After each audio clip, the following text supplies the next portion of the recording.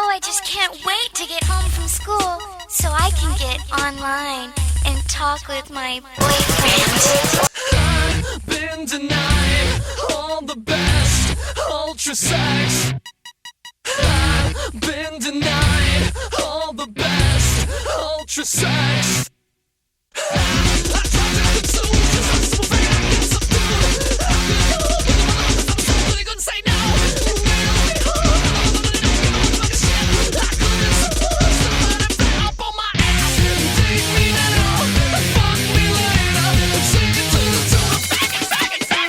Hello, this is Did the Internet Make Me Gay? I'm Avery White, your host, and these are my co-hosts. I'm contemporary internet philosopher XX_sparklewolf_XX. I'm Sarah, aka Socrates. Yeah, so do you two feel like the internet had an effect on your modern queerness? Yes, in the sense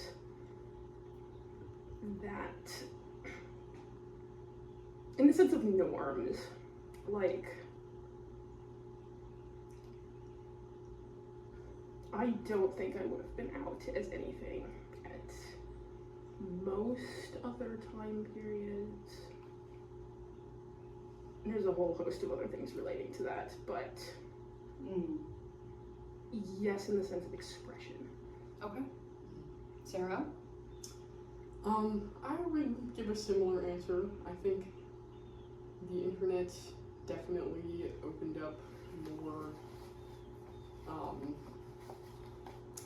just like a better sense of self-understanding and room to explore my sexuality and my expression. And I think, again, like Oren said, like Sparkle Wolf said, that, you know, depending on the time period and many other factors, such as location and such, that overall, yes. Okay. What about you? I feel like the internet definitely helped. It gave me the push I needed to be able to live as my most authentic self. Like, similar to what you said, I feel like I wouldn't have been out, really, if it hadn't been for the community I found on the internet. Specifically TikTok at the time. That was the big one when I really realized who I was, you know?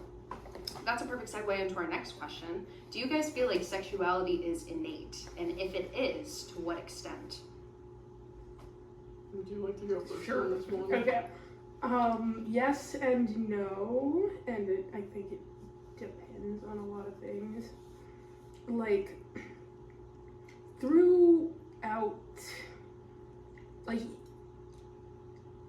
irregardless of how socially repressive a culture is, if there are enough people there, like, some of them are gonna be gay, and that has been a thing, and is a thing. And I feel like for those people, oftentimes, it's more, like, it feels more innate, and it feels necessary, and I think oftentimes it's sort of, like, obvious to other people. Like that John Waters clip where he talks about, like, he didn't come out to anybody, but, like, all the magazines and stuff interviewing him in the late 20th century knew he was gay. Yeah. And You just never talked about it. yeah. Because you didn't need to. But I know it's important for people. So no one ever asked me if I was gay because they thought something was worse than that. They were afraid to hear the answer. I was on the cover of The Advocate, and it said the world's most out director, but they never asked me if I... Yeah. And in the current cultural context we have, I feel like there's more openness to the idea of it not being based around that, and not being based around, like,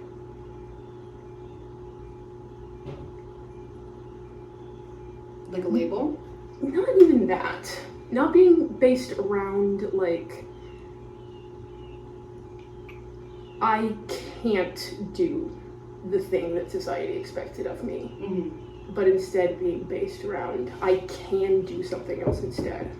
This almost makes me think of, do you guys remember that Billie Eilish scandal that happened a few years ago? To give context, she made this music video of her dancing with a bunch of women in like a sexual sleepover kind of way. And people were so mad at her, saying that she was queer baiting. And they're like, you can't do this unless you're queer. Like, how dare you do that? But she is queer. She just wasn't out at the time. She just didn't talk about it. And I feel like that's so different because the assumption is that she's straight and she's doing this because she's actively harming the queer community. When John Waters wasn't talking about his queerness, it was just assumed. But, so why are we here? Why are we talking about this? Like, why is this issue important? Like, what's the discourse surrounding the internet and queerness right now?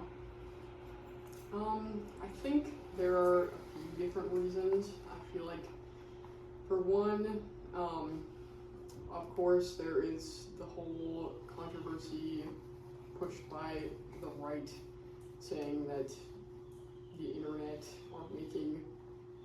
is making people gay or queer. Especially focus on, like, younger people. Like, that's yes, always how they frame it. Exactly, in a predatory way. Yeah. And I also think another thing that ties into this is, like, just the whole talk of identity and, like you were saying with the Billie Eilish thing, a lot of people perceive that as a threat to the queer community, and I think, you know, there are, like, let me collect my thoughts. I think that a lot of queer people view the boom in queer youth as kind of a threat to the queer community, and maybe viewing them as invalid and just not real, and saying that like sexuality is, I don't know. It's like, it reminds me of the thing I was talking about before, of like something you can't do, something you can do. Yeah. And I feel like some people that something feel as what is something in that context, like queerness? Like, you are queer and you're openly queer and you identify as queer because you can't live the cis normative life. Yeah. Or even if you can, you can't only do that. Yeah. Versus now when it's more so like it's an option. You can just be bi, like no one's gonna kill you. Yeah. And with that, there's an influx of like new people identifying as queer and probably different, like new personality types and new ways of thinking about it that may like clash with older ways of What thinking do about it. outside I see this people with think about this phenomenon? Older If you trans want to people call it and trans people that have I feel like there's very two parts similar of gender that. dysphoria Like, versus some people that don't, are especially like don't get it but are very strong like allies see in certain places. You notice more hate from the community towards these like micro Think of the internet as like a corrupting force. And there's specifically younger people, right? I feel like a lot of the people that they're have come out allies recently. 95% of the time just like kind of think that secretly and also don't get it but like want to be supportive. Yeah. Hell yeah. That makes sense. Which I think has always been a thing, like, you know, there have always been queer people and there have always been people who are for or against that in whatever way, and I think that specifically fluctuates with society. And I think, like, to go back to what we were talking about before, I feel like with what was the last question, is sexuality innate, right? So I feel like something that's interesting that we see specifically right now with this generation of queer people and the internet. Again, so much of it, like, there is the side of it that is about sexuality, and then which I think is why the right attacks queer people so much, because they oftentimes, a lot of that rhetoric is like, saying that queer people are like, it's like sexual aggression on the internet, and like, just over sexualizing all of it. Yeah, when it's perverse. Yeah, when sexuality is an innate human thing, but also the other part of having queer people on the internet is that it provides community for people, and community within an identity which people might not be able to access otherwise. And so I think like it's a lot easier to understand yourself as being queer when it's not just about the sexuality, but it's also like being like personal identity, and that goes into like gender. A lot of queer people, like even if you're cis, like have a complicated relationship with their gender, or like maybe a not as traditional from what we've seen, or what is normally talked about. And I think that the thing I was going to say about that is like, I think sexuality is inherent in some ways, but I think it's also inherently fluid for most people, which doesn't even just mean there's just so much more that goes into queer relationships, and also just relationships in general with dynamics and stuff, and a lot of times that is like another big aspect of queer identity. It's not just like it's never as cut and dry as anyone ever like says it is, especially on the right. It's very nuanced, and I think like each individual queer person has their own experience with all of those things, and their own like relationship to the community and the sexuality and the gender and the roles and the bigger societal things. So what does it mean to be queer? That's a question. Isn't that it? is a question. Isn't that a question? It's a very nebulous term. It's also like, it's a reclaimed term. Yes. And it's also overarching. It is. It's an umbrella term. Yeah. It encapsulates the entire LGBTQ plus community. Even though Q is one of the letters for queer, it's an umbrella term for the entire community. Yeah. Yeah. I get, like, it's on some level, very concretely, that you don't fit into these ways of doing things that are very, like, basal to our society. Like, gender is considered like this very base aspect of your identity, and doing something else freaks people out. And same thing with sexuality, for a lot of reasons. Because in the queer community, I feel like a lot of sexuality and gender specifically is kind of a choose your own adventure type thing. Like, there are parts of it that I feel are innate. Like, for me personally, I didn't grow up on the internet. I didn't grow up with a lot of exposure to queerness. I'm still queer. I feel like, I don't know, in terms of the discourse surrounding the internet and queer kids specifically, I feel like the idea is that the exposure to the internet and queer people online is what made their kids gay. I didn't have that, and I'm still gay. But I feel like there are parts that are innate. You are just like born into it in a lot of ways. I mean, I don't think we would have queer people if you weren't, because it's so much easier to just be straight. I don't think anyone would just choose to do that.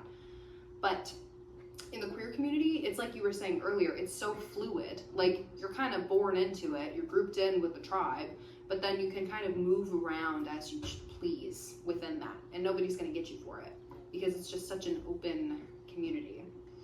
And I feel like a lot of queerness, honestly, is kind of just getting outside of the norm. I feel like that's what most of it is, because obviously being in a homosexual relationship, just baseline queerness is not exactly deemed socially acceptable in a lot of places, and it's definitely not within the norms in America where we are, at least right now.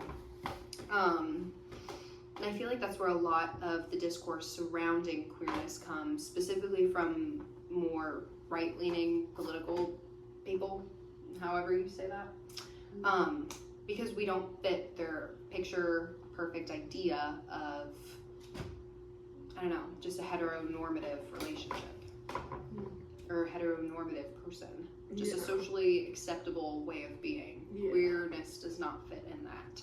I feel like a lot of more conservative people that are against homosexuality and such are such because they sort of think of, because they think straightness is the default. Yeah. And I think it's a choice. Yeah. And that it's like immoral, and that, or that like it's a choice in the sense that you're like this, but you could choose not to be. Like you are innately like this, but you could just stop. Like you could fix yourself. You could just repress it. Yeah. This brings up a good kind of personal example. My stepdad told me one time, he's not a homophobe, he's not weird or anything, but he told me one time that he sees two sexuality spectrums. One for how gay you are, and the other one for how much you act on it. And you can just choose where to be on that second spectrum. You can choose to be straight and not worry about anything, or you can choose to be full homo. Oh my God, I'm going to kiss boys or girls or whatever you're into. Yeah. Yeah. And I feel like that's a common thought with a lot of people that are even just like allies outside of the queer community. I feel like that's a common idea, unless you're like really woke mind virused, you know? Yeah. So kind of leaning away from that, like, how is queerness today different from queerness in the past? First off, I think it depends where and who you are. But also, in some ways it kind of doesn't. And that is one thing about the internet, is that, like, now everybody's on the internet, but historically, everyone was not on the internet. Yeah. Like, the only people that were on the internet were, like, academics and very odd people. Because in a lot of cases, they didn't feel able to fit in with the people around them, but online they were able to talk to people like them. And I think that was the question. It was, how is modern queerness different from queerness in the past? Okay. Should we cut that? No. Okay.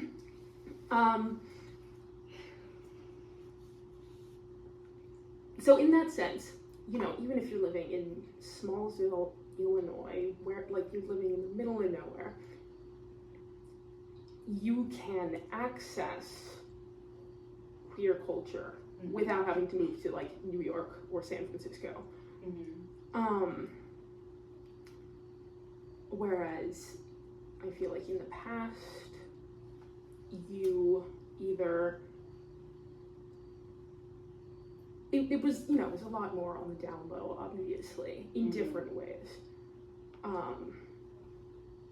It's like the Subaru ad. It's like the lesbian Subaru ad from the 90s, where it's two Subarus parked next to each other, and one has like a license plate that says Xena Lover and like a kayak on top.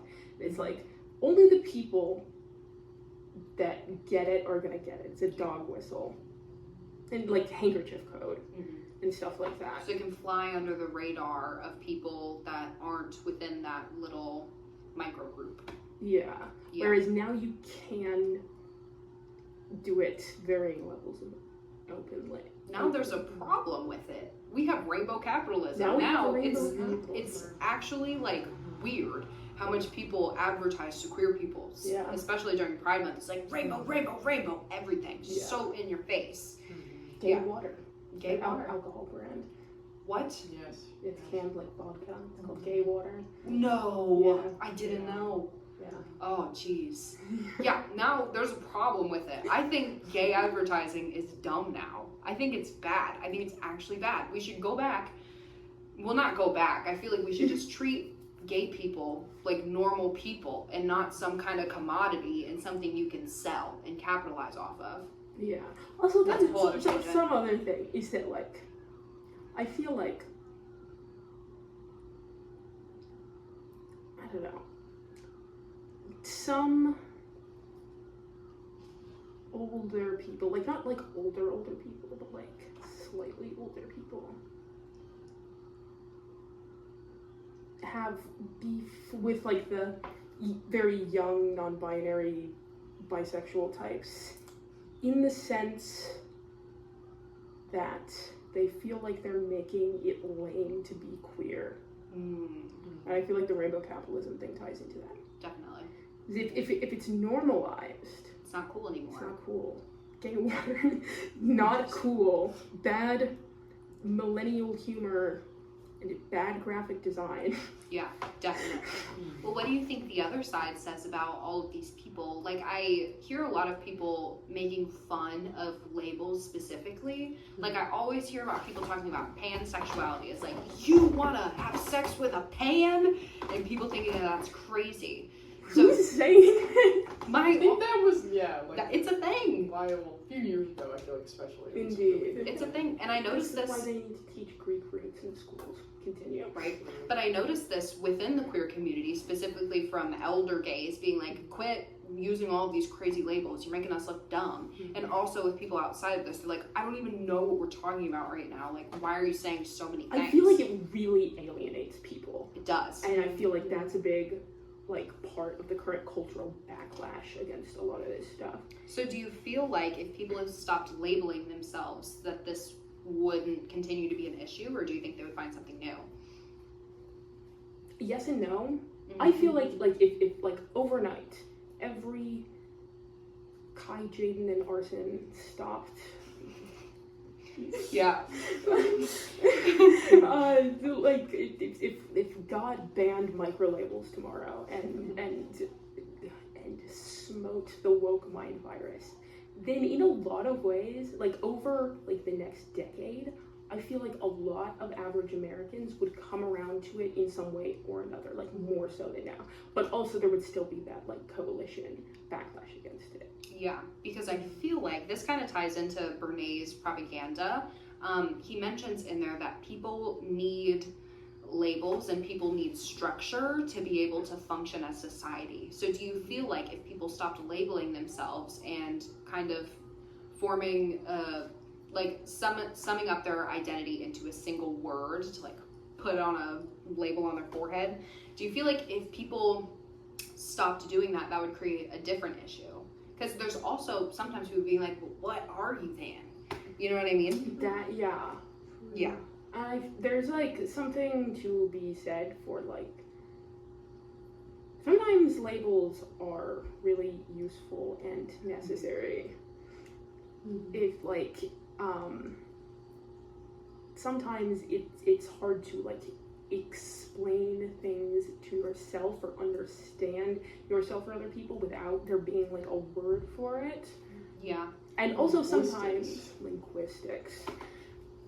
And also sometimes I feel like labels also sort of collapse all of the like complicated reality of something into like a stereotype or a stereotyped idea. Interesting. And I also feel like the labels thing is related to just the way the internet works. Mhm. Because if you're trying to find something online, you have to use a label. You have to input a search query, and that search query can't be like people with vibes alike. It has to Yeah. be like a specific word, and you see this with like aesthetic terms like Mhm. cottagecore. Whimsic off. Yeah. Yeah. And also with like queer identities, Yeah. star gender, cat gender, pansexual, demi-pansexual, etc. Demisexual. Demisexual, fuck. Yeah, they've got all different kinds of things for this. Yeah. Do you feel like that is helpful? Like having micro labels, having little micro boxes? Not really. Yeah, because I feel like that kind of goes against the idea of queerness as a whole in some ways. Yeah. Because the idea of queerness is you can be whatever you want. So that is kind of helpful because it's like, okay, well, if I can be whatever I want, I can jump into any of these boxes. Mhm. But also, you're in a box. You know I what I mean? also feel like with that on the internet, I think that micro labels exist for the same reason that any other labels exist, but it's in a hyper specific community on the internet. Which the reason labels exist being able to understand something and then be able to communicate it and then be able to recognize other people who also fit into this label. Because it's like if you're on like, I don't know, some Tumblr chat or something and it's like a bunch of people who all have this shared experience of being on the internet and finding this label and for some reason resonating with it and then like being able to find other people who have a similar experience. And I think that on the internet that's helpful and can be important in some ways so that people can find community, but anywhere else it doesn't really make any sense because that's not really like, it's not. People don't know these words. They have no Exactly. idea what the hell you're talking And that's the about. whole point of a label is to be able to communicate your experience. And it's also like, I feel like even if you tell somebody the label and then you explain to them what you mean, they're still not going to know what you're talking about a lot of the time. Yeah. Because like you get these internet spaces with really hyper specific customs and norms that, and then people forget that nowhere else in the world is like this. You'll see this a lot, or you would see this a lot on Tumblr like 10 years ago. Like oftentimes like very socially isolated teenagers that like spent all their time on Tumblr. And like that was the extent of their like social interaction. And so those were the norms of the world to them. And so you get these posts that would be like, positivity post for masculine men. Men are allowed to be masculine because the discourse and the norms of that space were like, fuck cishet guys, etc. Like the straight hate movement. Yeah. Yeah. And it can also happen in more insidious ways, like stuff like that. And it creates a lot of barriers in communication. Interesting. So the internet is responsible for people having specifically like micro-labeled identities? I would say. say so. Yeah. Yeah. Okay. Interesting. And I think also, I don't think that that's the only reason that, like, that's not the only place that that comes from, because I'm thinking about other, like, for a long time, there have been kind of these subcultures and subgroups in queerness, and that has been recognized within those communities. Yeah. But when you're taking it out of those communities and trying to use that to interact with the rest. Fuck cishet guys, etc. Like the straight hate movement. Yeah. Yeah. And it can also happen in more insidious ways, like stuff like that. And it creates a lot of barriers in communication. Interesting. So the internet is responsible for people having specifically like micro-labeled identities? I would say so. Yeah. Yeah. Okay. Interesting.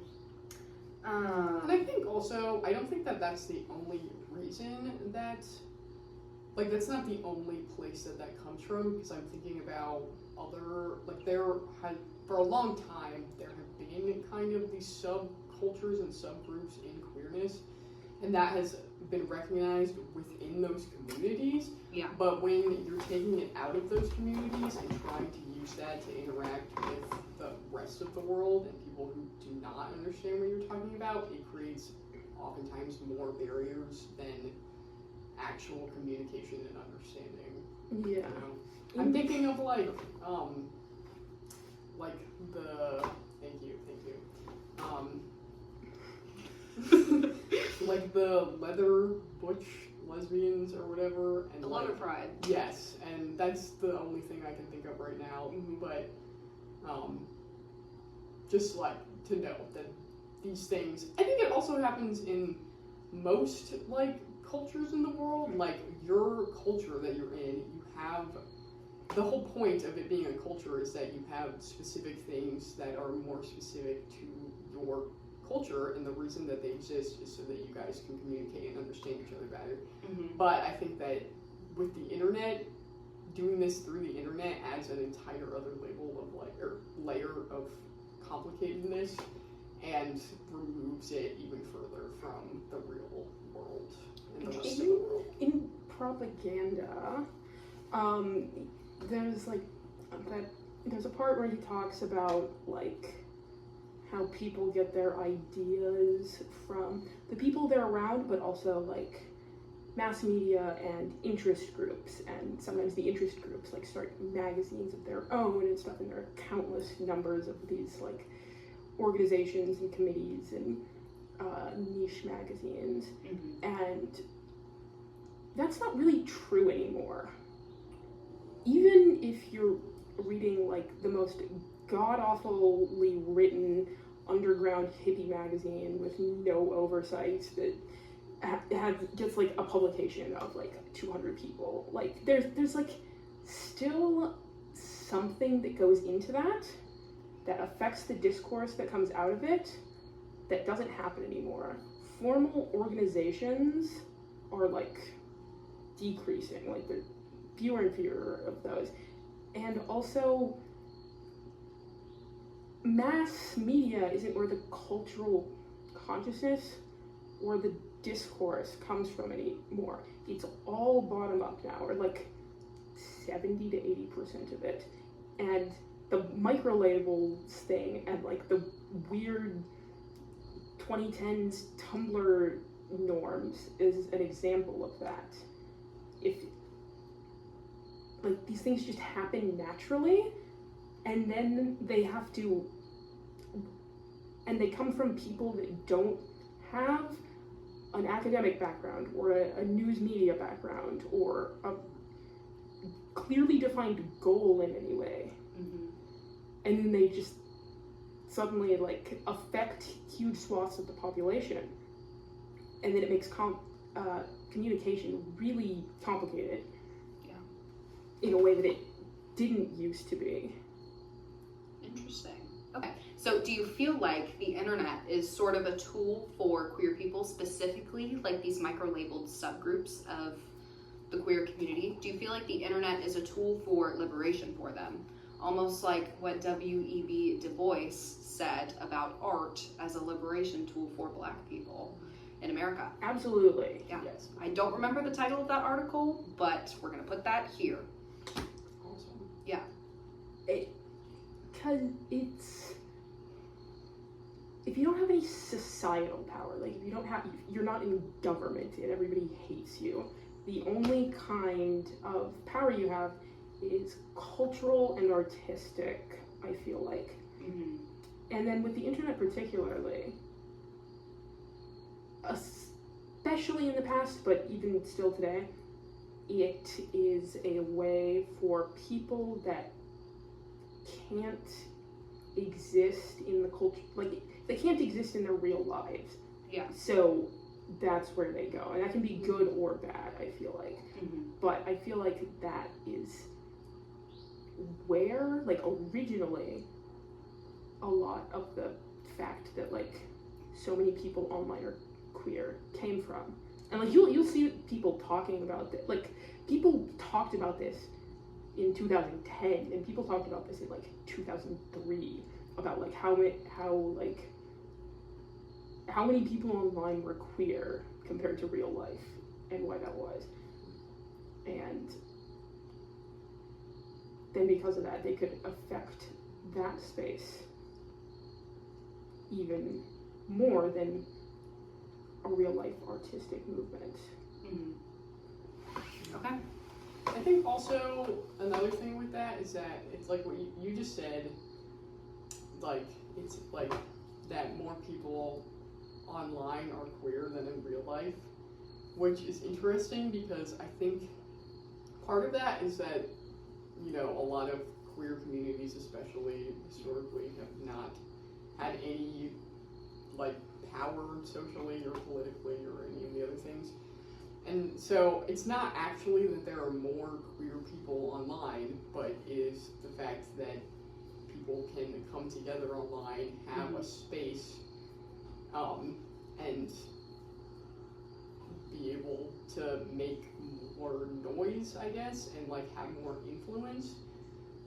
Because it's like also, you know, it's like if you're an influencer online and half of your deal is that you're gay, like that person online has a certain presence, but in their real life, you know, they're probably known as being gay, but it's not like their entire identity revolves around that, and they're just a person, but their internet identity is that they're gay. Yeah. And so I think it's just interesting to like think about like that and like the wording and the way we think about that, because again, the internet is a place for a lot of like marginalized communities to come together and have voice, but it doesn't mean that these people aren't just people that exist in the real world. It's much more about the way that they come together and like interact with the world, I guess. Like the internet culture around queerness is different? Yeah. Okay, that makes sense. So that kind of exists in an internet vacuum that doesn't transfer to real life? I feel like yes and no. Yeah. Because then it... Sweet things like Suede. Like Suede, the queer dance party in Asheville. Yeah. Yeah. Yeah, that. And then also, like, people that primarily exist in online queer communities, and then if they go to, like, an IRL queer meetup, then in that sense, there's, like, overlap between these two things. And then also, like, tool for meeting people in real life. Yeah. But it just doesn't transfer to, like, their barista jobs. Yeah. Another thing that's interesting is I'm thinking about Owen Wilson. Yeah, with the 60% queer student body. Yes, and also because it's like, I don't think, from what I know, from what I understand, these like micro-identities and stuff probably did not show up at Warren Wilson until they showed up on the internet. But Warren Wilson is, for one, it's probably the most concentrated group of queer people that I interact with on a regular basis. Like Will Womack's recent Echo article. Go read it. Yeah, it's really go good. read it. It is not an echo chamber, it's a sanctuary. Yes, go read it. It's very Shameless good. plug. Shameless, plugging my boy. Yes.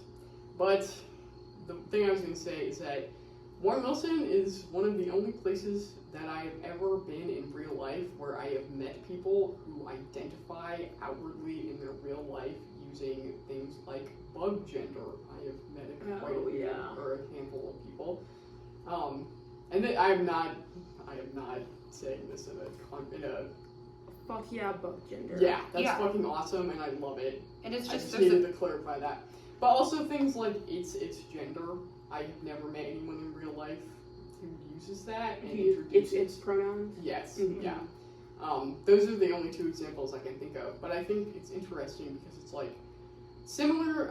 You were just mentioning Suede. It's like the internet has now affected real life concentrated places of queerness, and I just think that's really interesting. And I think it's cool in a lot of ways, and also just like a fascinating thing. Yeah. Yeah. I think it's kind of neutral, but it's like Yeah, it's very empowering in a interesting. lot of ways. And it's Yeah. like becoming so obvious. But Yes. all of a sudden. I feel like these spaces are able to exist at this point in time. People are able to be open in these spaces is because of the internet. I feel like this is something that kind of happened with the gender revolution, which we'll explain later. But I feel like even 10 years ago, there would not be people openly identifying as bug gender at Warren Wilson. Like you might I'm not sure if that was even a concept. exactly. Maybe, It but could I have been. have no idea. Not really, but Yeah, probably in like some really capacity, like but, obscure, radical, queer, anarchist groups and Yeah. shit, or like On the internet. or the sort of like social movement, social change of the mid 2010s, and then it's like when it started, kind of, but it's The social sort of, change for what? of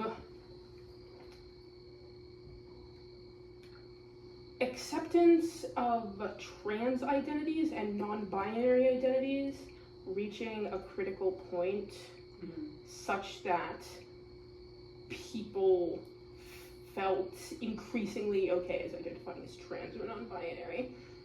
And I feel like it is part of why we're seeing such a backlash, like a cultural backlash against a lot of things. Because I feel like it came out of left field for a lot of people. Like, trans people existed in the past, of course. And non-binary people existed in the past. And also, like, specific, like, two-spirit, hermaphrodite identities in, like, specific cultural contexts, which are and aren't sort of conceptualized as the same thing as being trans, depending. So intersex people and non-binary people. Like the Hijra in India, Mm-hmm. who are thought of like as a sort of third gender, and there's a indigenous Mexican third gender that I don't remember the name of, and stuff like that. So just genderqueer identities becoming more normalized in internet culture specifically? Yeah, well, like those were the contexts in which it existed in the past. Yes. But it was very, very marginalized. Yeah. Like at least in American society, we don't have a third gender, and also now we do. It's both gender.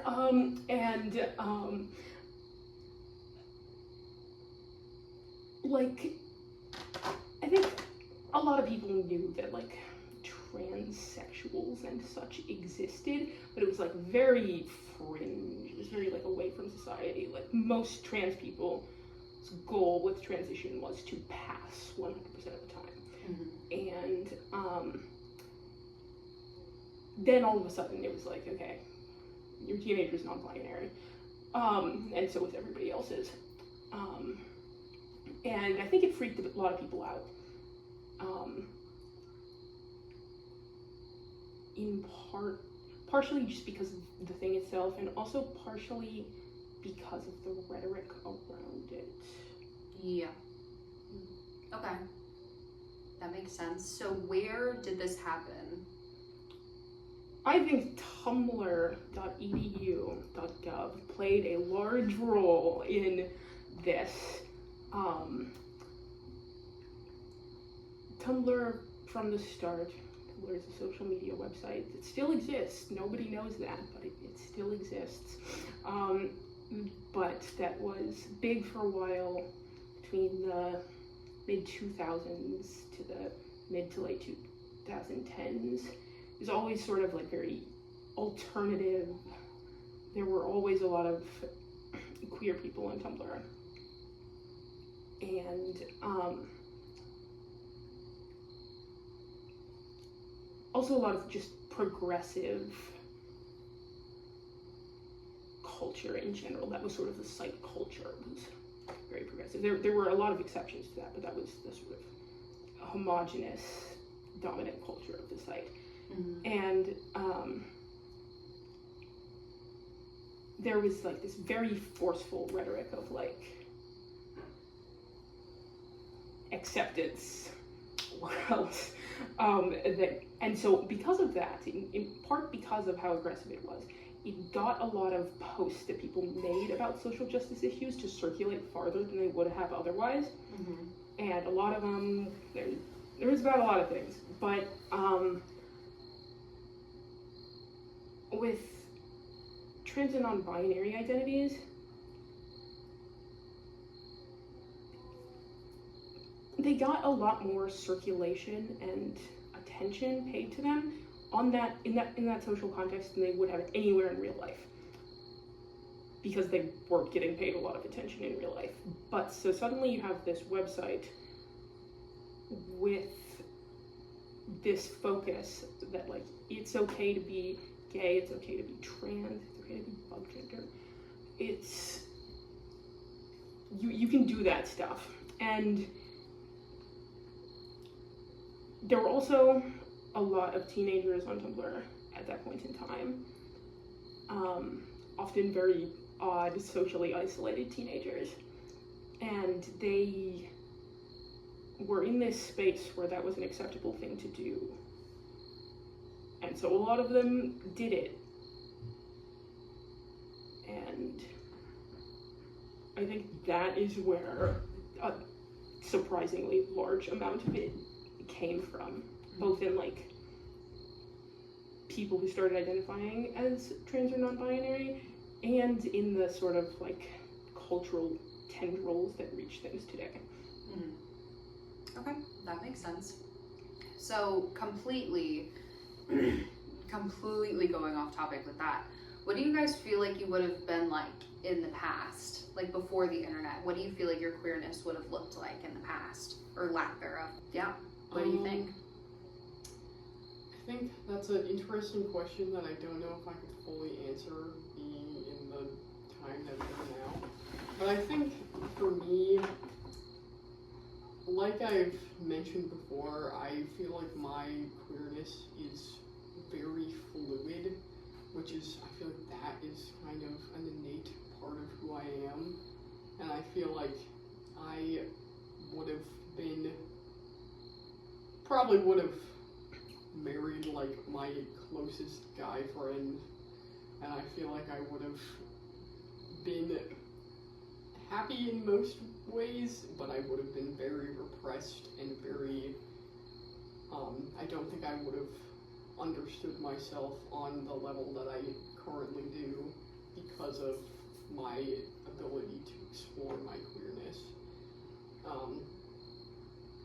I think in a lot of ways, I feel like a very, like in terms of gender, I feel like a very androgynous person just naturally, but I think that I would have been able to fulfill the role of being like a housewife in the 50s, and I would have survived, and I would have been okay, but I would have lacked a lot of understanding and community. Yeah. I have no idea what would have happened. Yeah. And that's for a whole host of reasons. That's for a whole other episode. Yeah. Stay tuned for episode 2. Ooh. I think a lot of different things could have happened.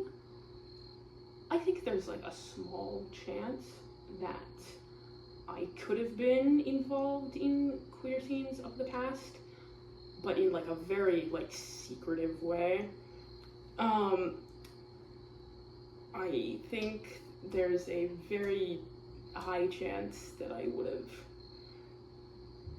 never married and been like an alcoholic spinster that like worked at a store for my entire life. I don't know. Yeah. Yeah. I feel like I also have no idea what would have happened, but just based on my experience and based on who I am, I feel like I would have married very young and been in a loveless marriage and then kill my husband.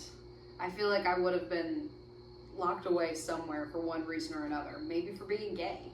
I don't know. Because I feel like, I mean, I didn't grow up super on the internet. I've been super gay for a long time. So I feel like I didn't need that exposure to really be who I am, but I needed it to understand it, if that makes sense. Yeah. So I wouldn't have understand what the hell was going on, but I would have known that something was wrong. Yeah. I would have been like, that guy, gotta kill him. Gotta kill that guy. I also feel like I could have, like, gotten married at some point, either due to, like, very specific social dynamic pressures or broader societal pressures. It would not have gone well. Maybe it would have. I don't know. We could have Chicago'd everybody. We could have Chicago'd everybody. We could have been mental institute best friends. We absolutely Yes. would. Girl interrupted vibes. Yeah. It would be really awesome. Yeah. Yeah. Are you Lisa? I've never seen her. Oh my god. I feel like I'm Susanna in this dynamic, and who are you? Maybe you're Susanna, and I'm Daisy. You have a Susanna side to you. You do. You also have a, what is her name? One of the other main character. Daisy? No, the other one. Angelina Jolie. Oh, Lisa. Yeah. I feel like you also have a Lisa side to you, but I feel like Susanna more so, except like... Susanna's way- definitely queer. Yeah. And Lisa is queer. Anyway, Yes. it's a whole other I topic. don't know what any of that means, but I'm glad You need to know. watch it. My relationship to all that is also weird because, like, I feel like if I had lived at any other point in time, I would have been a very repressive person, barring certain things. But as a kid, like, it was obvious that something was something. Nobody knew what specifically, but something. I have always been very androgynous. I was assumed to be a girl an amount of the time, and I was assumed to be a boy amount of the time. I would get, like, approached by people on the street to ask me why I was wearing a dress as a kid. Right. I was in a club, and, like, it took, like, 4 months for anybody to realize that I was not a cisgender boy. And in the context of being assumed to be a cisgender boy, I made considerably more sense to people. And even the people that knew I was supposedly a girl, the ones that understood me at all didn't understand me as a girl, but as, like, basically a boy or, like, some other thing. Secret third thing. So you were raised I non-binary? was raised non-binary. I can attest to this.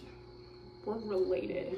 They are siblings. Yes. Oh god, we didn't explain the dynamics. No, we did not. So basically, it's me, my girlfriend, and the Evans family. And Yes. she's in the Evans family. We are related. We Yeah. are related. The third is not here right now. Yes. The third Just Evans besides that, brother just is not kidding, here. He's alive. He is alive. Should not have said that. He's getting chased by orcas in Alaska. Yeah, he was. Yeah, he's actually not. Another thing that I think is really interesting, just now that we're talking about this, is that me and Sparkle Wolf XX were raised in a very, like, progressive community, but also a very, like, we also didn't really grow up on the internet. Our parents are really old and generally very, like, open-minded, understanding people, but also old as fuck. And so it was, like, a fascinating dynamic. Also, like, you know, like, our dad lived basically in San Francisco for a long time, and, like, Our parents knew gay people for years. yeah, it was, like, a very normal thing. And also, like, the school we went to was, like, very open about queerness. Did you guys have, like, a panel in Yes. health class of, like... We had a gender and sexuality panel where it was, like, they just got, like, trans women like 6 and to 10 random people from the and whoever. community, like, from our community, And they were like, able ask us to- questions. Yeah. Another interesting little anecdote is that our mother, God bless her, often has said, I think to me a few times, She and said it yeah, to me a few times. that she feels like if she was born in this generation that she would identify as non-binary. And I think that's really interesting because I feel like it was interesting for me because as the youngest in the family, and all of my like female role models were just incredibly Unfeminine. yeah. Like Orin and your mom. Yes, my mom and our mom is like very. I would say she's very feminine in a lot of ways, but it's much more like it's very non-performative. It's very like just true, in the ways of like I think like motherhood is like a very important thing to her, and like just like sisterhood and like a true divine feminine way. Not even in that way. Like that's not how she would describe it. Yeah, she would not describe it as that, but like just in like a true it's like nature. it's like it's not affected by society. Like it's Yeah. like very true.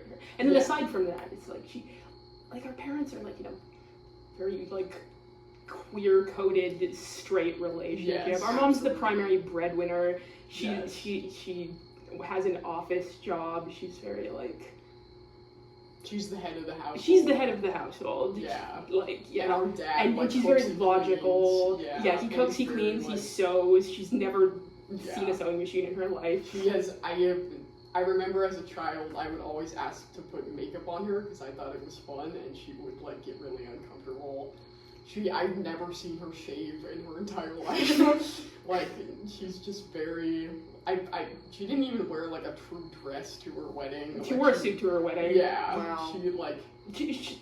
She like had a career and Mhm. like she worked at like a big business in like the 80s and like Yeah, and our dad had like long hair in the past. He also grew up like in In- California during like the hippie movement. He also grew up in Oregon during the nothing because nothing Yes. ever happened True. in Gold Beach, Oregon. Yes. And he's like, you know, like a working class kind of like rednecky guy, but he's also like very emotional and like very. Loves Lady Gaga. He loves Lady Gaga. He exposed us to both of them, like so much art, and like Rent was like a very big thing in our household growing up. The musical Rent, which is about queer people and like The hookers AIDS and the crisis. AIDS crisis, essentially.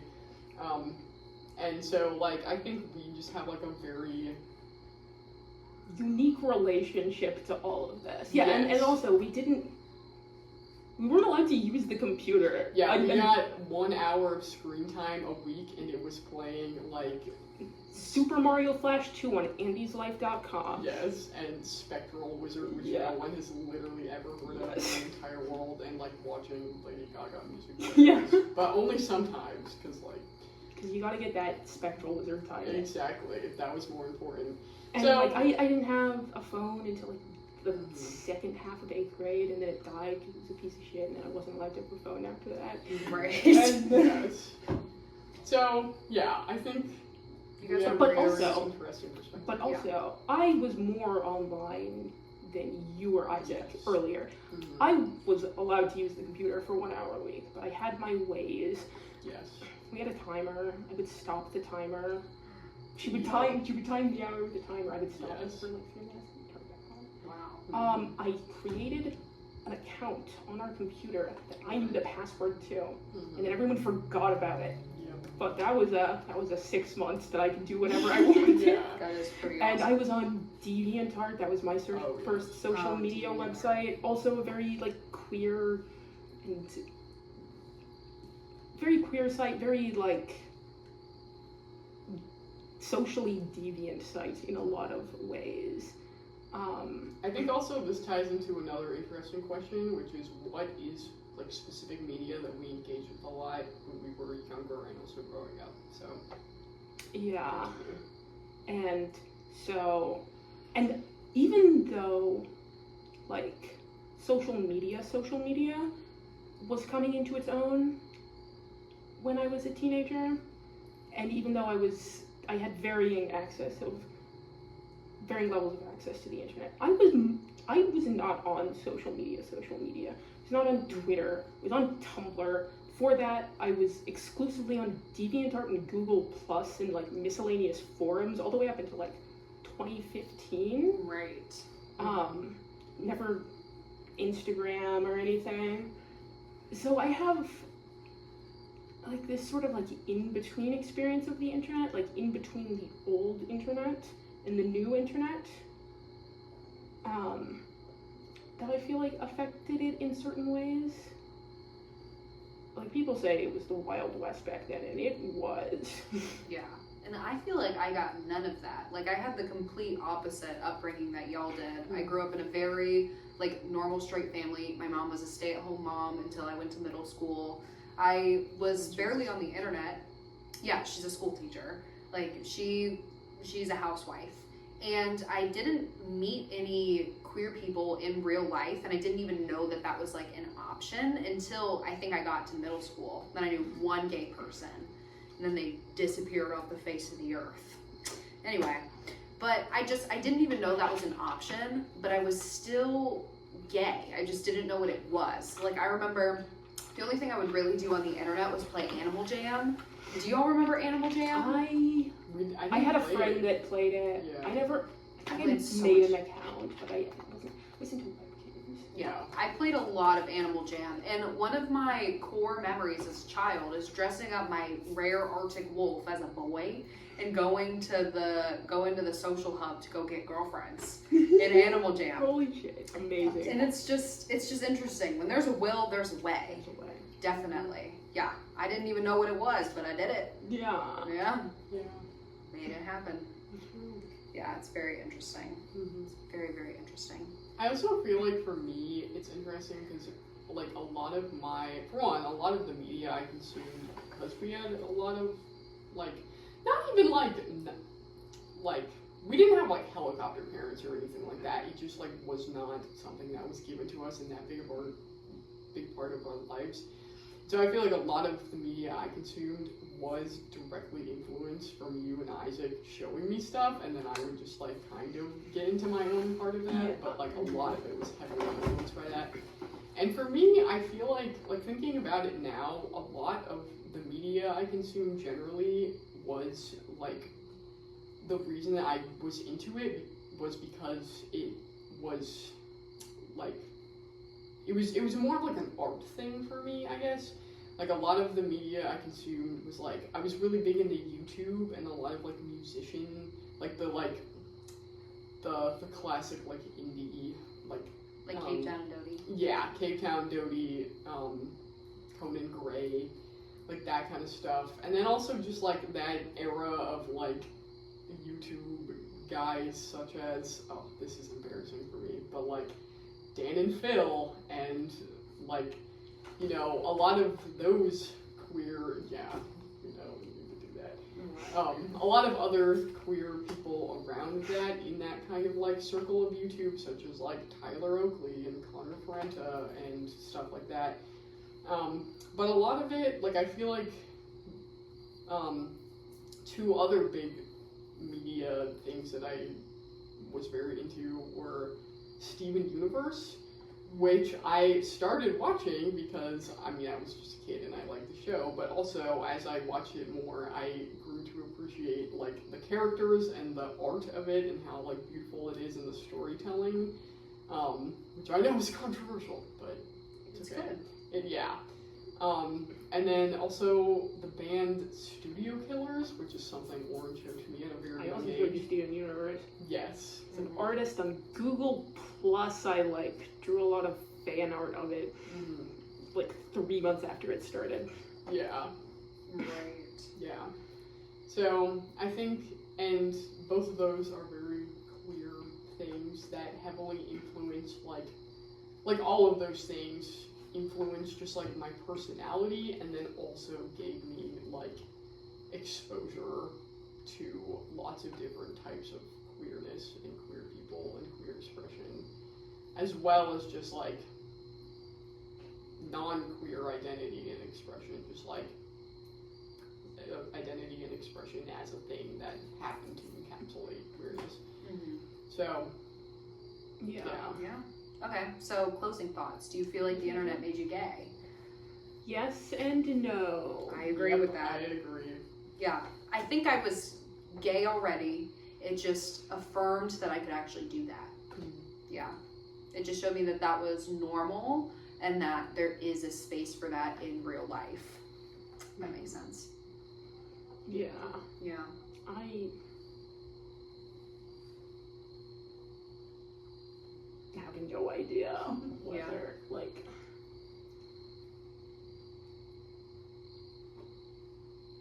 I feel like without the internet,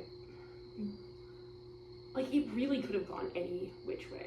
Mm-hmm. Growing up, for most of my life, I was a very repressed person socially, but mentally I was absolutely not. Like, I would consider anything. Like, I would, like, go online and, like, read weird esoteric Nazi blogs and, like, be like, okay, is that true or not? And, like engage with the ideas and then come to the conclusion that no, it's not true. Right. They're coming to steal your vril.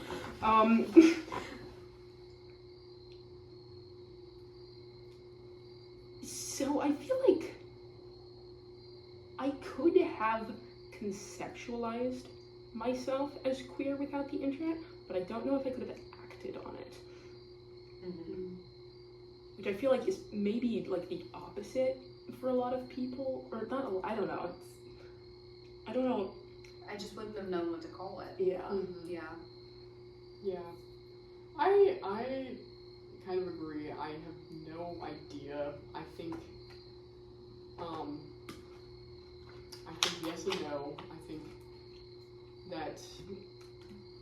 that was always a part of me, and I think I would have probably come to the conclusion and been outward about it, but I don't think that I would have understood myself very well, and I don't think that I would have been able to, like, live it in a way that's authentic. Like, even if I came to that conclusion, I still think I would have been very repressed about it. Even though I grew up in a very, like, I was kind of the opposite, where it was like, I was very socially engaged in my life as a young person and had a very, like, supportive community, of which I had, like, queer friends from a very young age. So I think it, like, it kind of, like, confused me more as a young person, but then it also gave me the tools and the space and the, like, resources, I guess, to, like, be able to understand myself in a, like, more authentic way. Mm-hmm. Yeah. Yeah, that makes sense. Mm-hmm. Cool. Okay. Cool. Well, thank you guys for doing this with me. Thanks for having me on. us. Yeah. It's been great. You are so welcome.